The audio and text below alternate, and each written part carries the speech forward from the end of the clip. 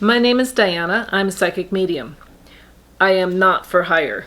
I cannot control when I get my messages. They just come to me sometimes. They decide when I'm going to hear them. I don't decide when I'm going to hear them. So that makes me just a baby, even if I'm old enough to be your grandmother. I think there are messages coming for every single person in the world. Each and every day we get psychic messages, visions, dreams that tell us the future or other events, but people don't always pay attention to them. And I think we all can have psychic abilities. You just need to open your eyes to them. I got my start when I was in school. I didn't fit in. I was a geek. I was too skinny. I got straight A's. Nobody likes that.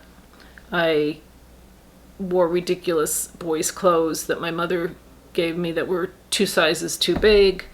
The list goes on and on. I didn't have great grooming.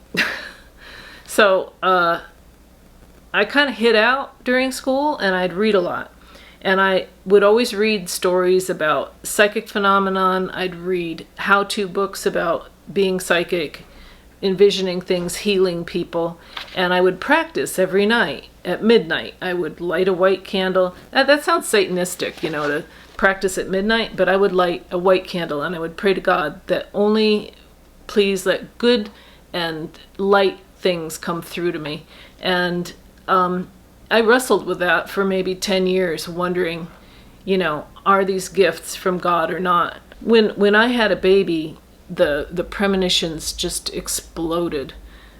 I think it was the start of mother's instinct, maybe. I had these events happen to me my whole life, but when I had my baby, just snowballing in all these visions and thoughts of things that would then happen.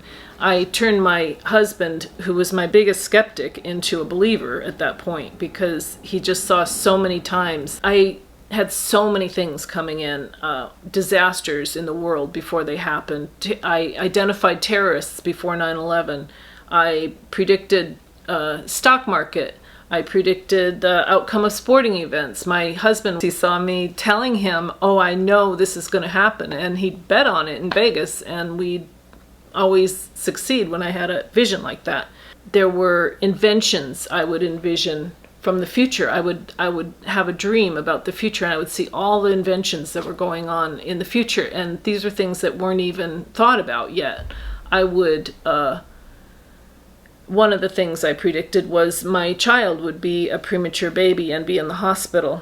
Another thing is I knew when he was going to die, my husband, and I didn't tell him that, of course.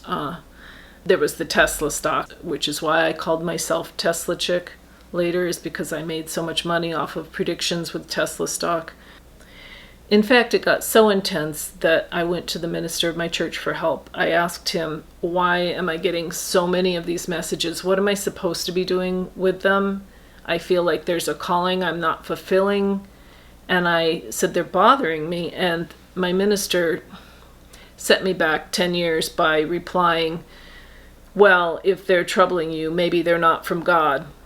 And I guess he had never had these experiences in his life, so he didn't understand them. But I was troubled by that for 10 years. I thought, well, if I have psychic abilities, maybe I'm a witch. Maybe I need to be a witch in order to have psychic abilities. Maybe church isn't for me, and that was the opposite of what I needed. But something funny happened last week that changed my life, really. I hesitate to say who it was, but I think I should say who it was. I listened to the radio, and I heard a preacher on the radio. And, I'm not a very religious person. In fact, I still question whether Jesus was a man or a God. Sorry if I offend anybody, but I'm still wrestling with that idea, although I do feel like he's saved my life. This preacher was talking about these gifts from God, these visions, these instincts, when you just have a feeling inside and you know what's right. There's dreams that people have.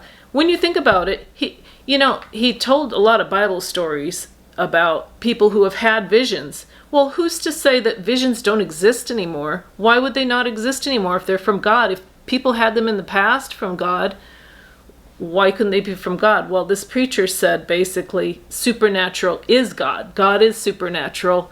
Supernatural gifts are from God.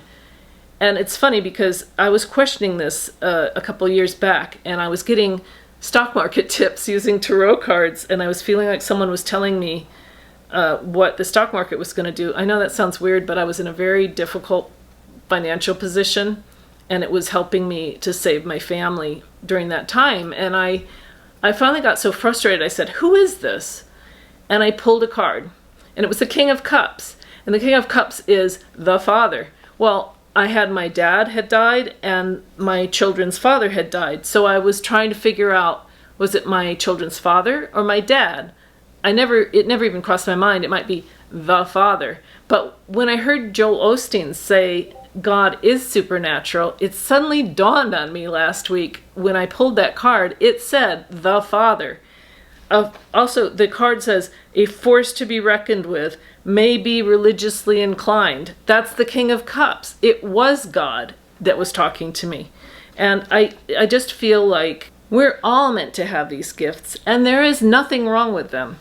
And this channel has and always will be my own personal journey with this whole issue of my psychic insights, the visions I've had, and how to develop them and where they're from.